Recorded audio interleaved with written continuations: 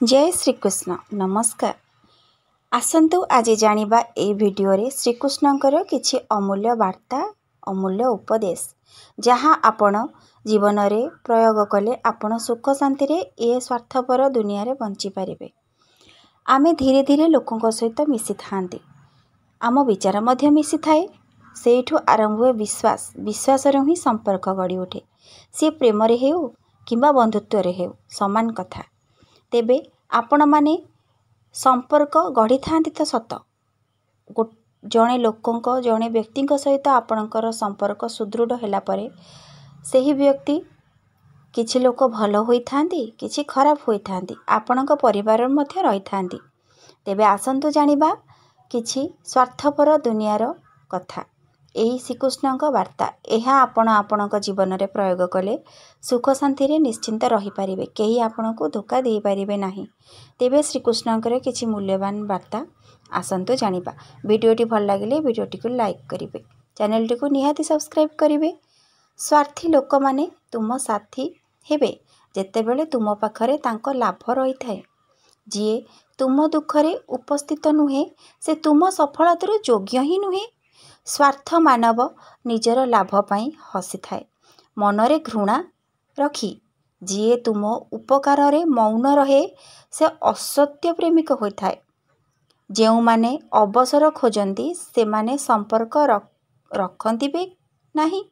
स्वार्थजनित संपर्क गभीर नुहे, असरा हुए।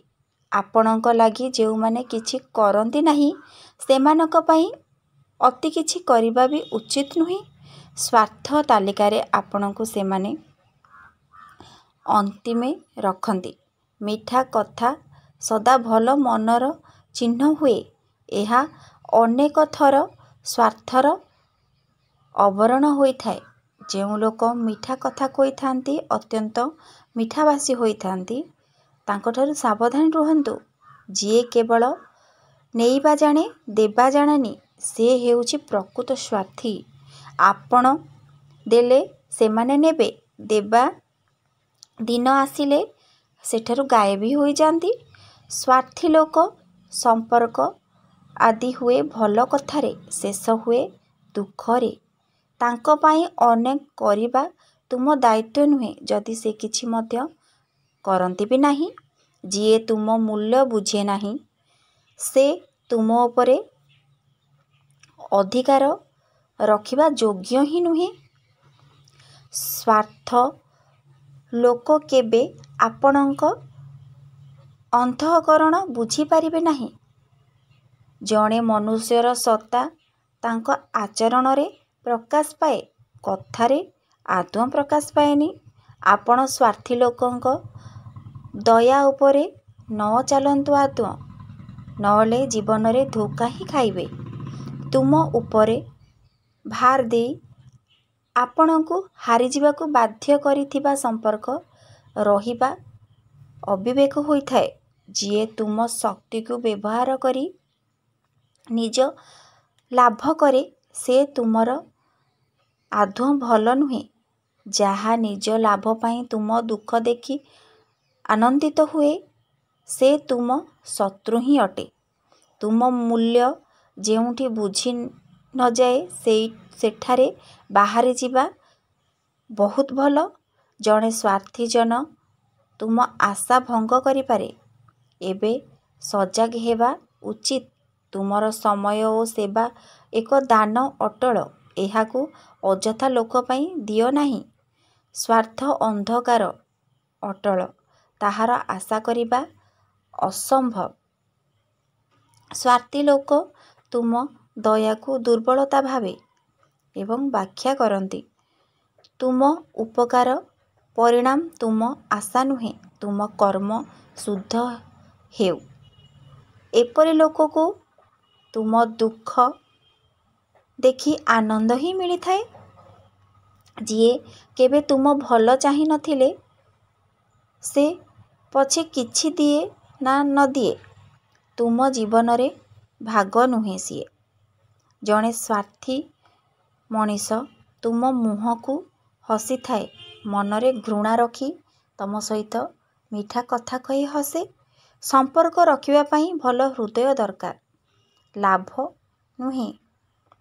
जिए तुम समय उपरे मूल्य देउनाही से तुम जीवनर अंश भी हेउनाही। अधिक देले लोक भावे यह तुमर कर्तव्य। जिए तुम चलीजाकू बाध्य करे से केबे तुम साथी थिले ही नहीं। स्वार्थी लोक प्रेम कथा कही तुमर अस्थिरता बढ़ाती। स्वार्थ एक शब्द नुहे, यह जीवन नष्ट करुथिबा एक विष ही अटे। तुम आशार विरुद्धरे हेउथिबा आचरण तुमको शिखाए काहा उपरे भरोसा करिबा उचित। जिए तम दुखरे आलोक आणे से भल ही तम पाई उचित लोक होई थाए। एक दिन अनुभव देखिबे तुम बिना सेमाने किछि नुहे। तुम संतोष एवं आत्मशांति सबुठारु श्रेष्ठ। यह स्वार्थ लोक पाई चलीजिबा ही योग्य। स्वार्थ निजे चिन्ह देई थाए। स्वार्थी लोक निजर चिन्ह निजे देई थाए। तुम चक्षु खोल, हृदय नुहे। आपण माने श्रीकृष्णंकर एही उपदेश निज जीवन रे निज कार्य रे निहाती प्रयोग करी ये स्वार्थपर दुनिया किपरि बंचिब शिखि नियंतु प्रभु श्रीकृष्णंकर किछि मूल्यवान कथा। वीडियोटी भल लगिले वीडियोटी को लाइक करिवो, चैनल को निहाती सब्सक्राइब करिवो। ये स्वार्थपर दुनिया रे केही भी कहार नुहंती, सावधान रुहंतु, बुझी विचारी निज कार्य करंतु।